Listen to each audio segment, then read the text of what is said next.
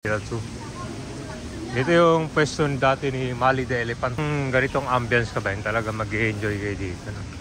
Ito ang itsura ng Manila Zoo dati, bago pa ito nung renovate. Nagsara ito dahil sa major pollutant. And then, nung panahon ni Yorme, nagkaroon dito ng groundbreaking ceremony para dito sa gagawing rehabilitation and redevelopment ng zoo. So itong zoo na to ay plan magkakaroon ng 30 feet lagoon waterfall, malaking cat enclosure, monkey enclosure at iba pa. At ngayon ito na po yung itsura ng Manila Zoo. Talaga namang sa mga taga dadayo dito, ramdam mo talaga yung pagbabago. Ito ay naging modern zoo na.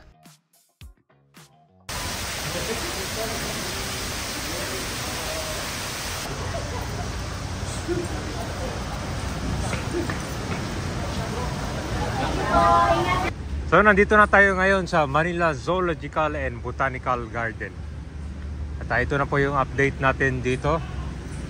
Alam niyo ba yung itsura nito dati? Noong nagsara noong 2019. Talagang maraming nalungkot noon dahil almost more than 50 decades ang Manila Zoo na nag-operate nung ay nagsarado. Dahil na rin sa major pollutant na patapon ng mga tubig papunta sa Manila Bay. So ito ay talagang nabuhay yung ulit pag-renovate ito panahon ni Yorme nung pagkaunang year niya 2019. At kung pa, nabutan pa ito panahon ng pandemic nung ongoing itong redevelopment niya. So itong heart kabayan tsaka yung giraffe, ito yung natitira na kanya, nandiyan pa rin. No? Yan, ito yung punumit ni Kwan, Mali the Elephant.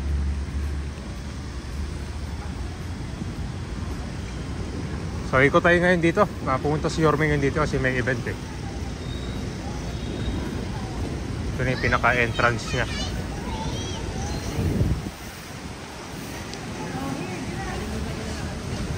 Ito yung formation desk. Yan.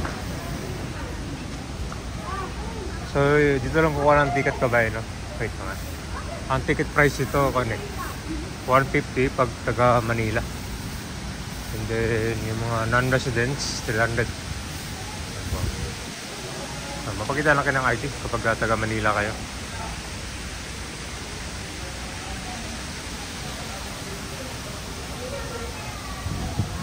Dito po yung pinaka-entrance niya. Then, pagpasok nyo dito, yan, paikot na yan. Papunta ang lagoon, makikita mo yung mga animals. And then, kung food park naman dito, pwede kayong dumiretso dyan, no? Pagkapasok nyo. Diretso rin, tapos may comfort room na rin. So nandito na tayo ngayon sa Manila Zoo. Ito yung nagkaroon ng major renovation. Nagsimula nung panahon ni Yorme dati, no? Sulit yung budget dito kabayan kasi naging modern itong almost more than 50 years na Manila Zoo dito sa Manila. Ayan. So talagang maraming matutuwa. So talagang magbenepisyo dito, lalo na yung mga turista na papunta dito sa Manila. So pakita ko lang sa inyo yung mga pagbabago kabayan ha. Dito pagpasok nyo sa may Manila Zoo. Dito yung pwesto dati ni Mali the Elephant na kung saan malilipat na pala sa museum yun. Yung taxidermy niya. So may kita mga dito zebra.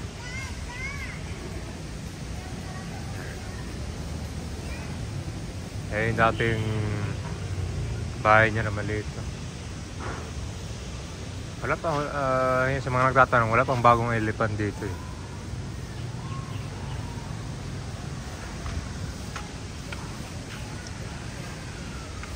So itong ganitong ambience ka ba yun, talaga mag-enjoy kayo dito. No? Tapos may ikita nyo pa mga iba't ibang klase ng mga animals dito. Tara, ikutin natin. Yung food court dito nandun sa dulo. Kung gusto nyo pumasok agad.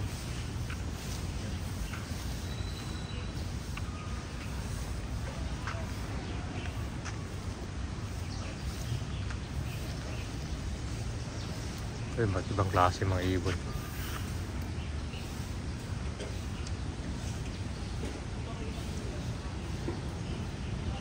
May second floor din yan.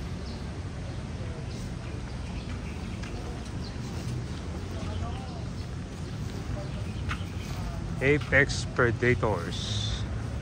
Dito muna tayo kabayan sa Lion and Tiger.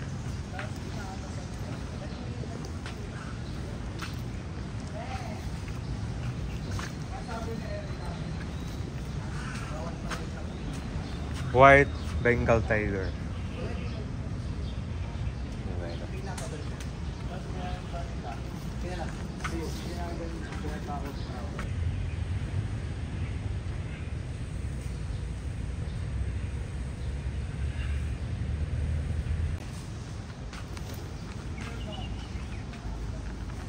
So yung isa tiger ito. Ayun, ito muna kabayan. Ostrich.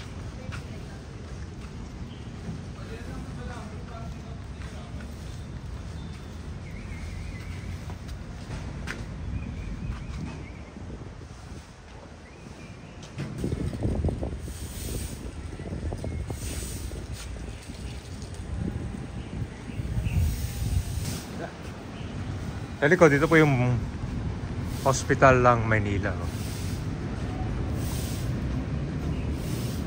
Sa mga matagal lang din nakapunta dito, lalo na 2019 pababa. Laki na ng pinagbago, no? Kanyang kwan dito, ayun. Ito yung ostrich.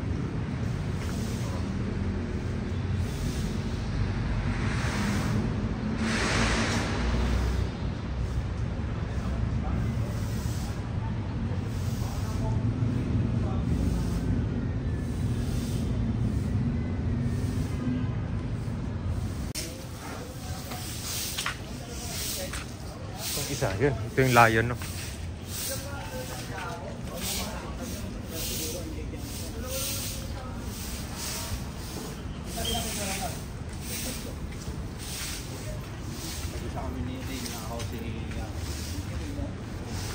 Yung mga hayop.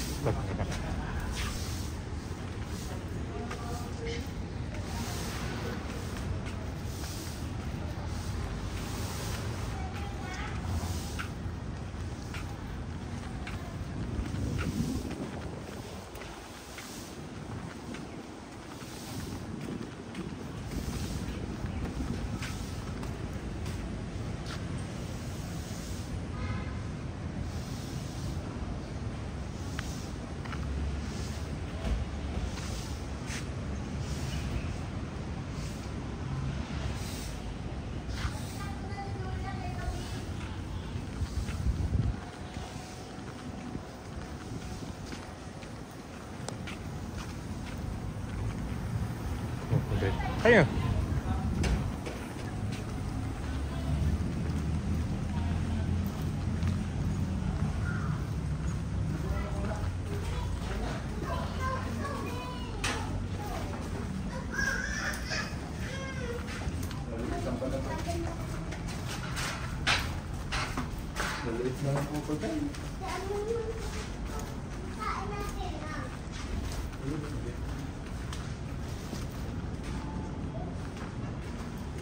So dito matatagpuan yung crocodile.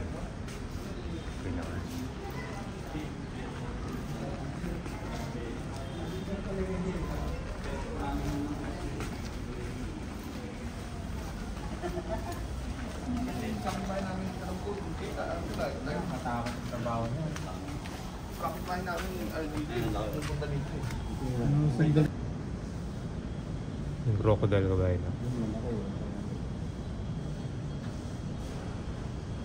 Binabugaw niya.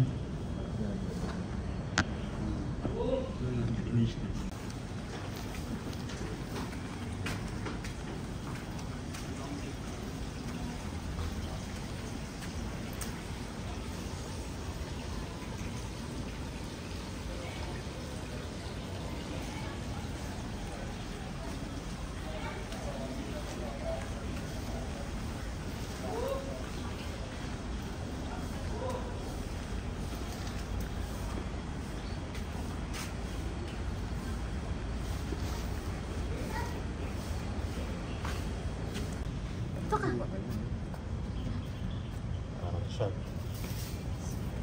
Hi. Ay! Balik!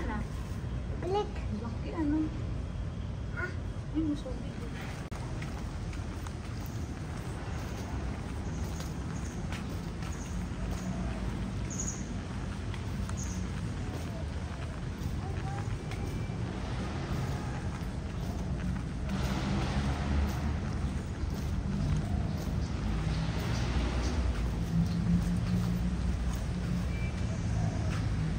Dito yung mga iba't ibang pigeon, yung mga birds.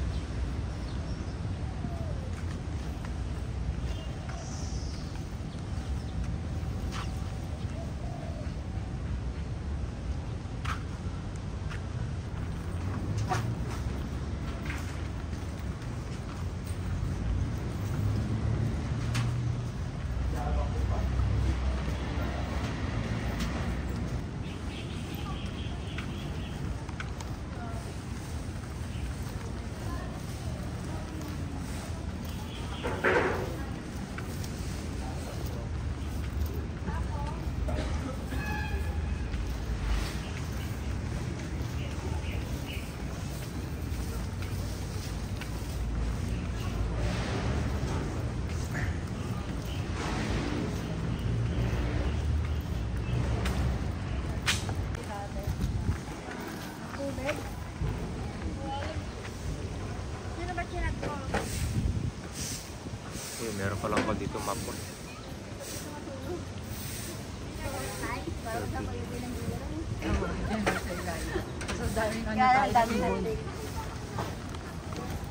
So ito yung pinaka lagoon ng Manila Zoo. So ito po yung food park. Ayun, mga bukas dito. Marami na rin bukas dito eh. So pagka-exit yung meron din Condon Food Park. Diba ang ganda ng pinagbago ng lagoon. So nung 2019 kasi nung nagsarado tong Manila Zoo dahil sa major pollutant na papunta dun sa Manila Bay. Ayun, ayos na. So dito malapit na yung exit dyan. And then meron pang food park. Then meron din dito ang butterfly garden. So more kon dito. Yan, dalawa yung playground eh. Meron isa dito. Tapos meron din doon. Tapos pwede kayo akit sa second floor para makikita nyo rin yung kon dito. Ito yata yung mga unggoy dito makikita eh.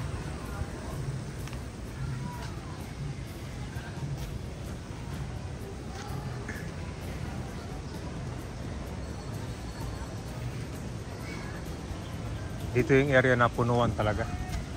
Dito sa food park.